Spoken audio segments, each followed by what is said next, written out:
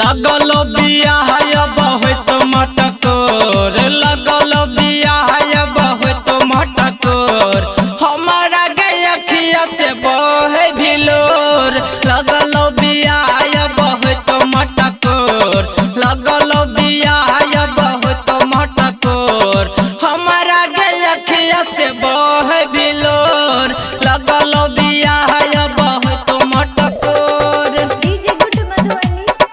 DJ good Madhubani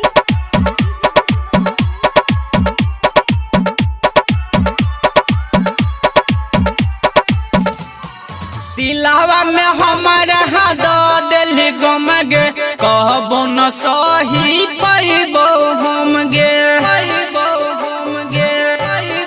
हे गई दिलावा में हमारा दो दिल गम गे कहबो न सही पैबो हम गे चली जेबे छोड़ी के हमारा गे भोर चली जेबे छोड़ी के हमारा गे भोर हमारा गयखिया से बहे भिलोर लगल बियाह बहुत मटकोर लगल बियाह बहुत मटकोर हमारा गयखिया से बहे भिलोर लगल बियाह बहुत मटकोर। डीजे गुड मधुबनी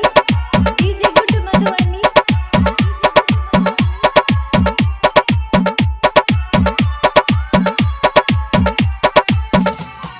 सहेज सवर के होई भी तैयार गे लके तो दुल्हा नया नया कर गे नया नया कर गे नया नया के गई सहेज सवर के होई भी तैयार गे सरवन प्रेमी लके तो कर गे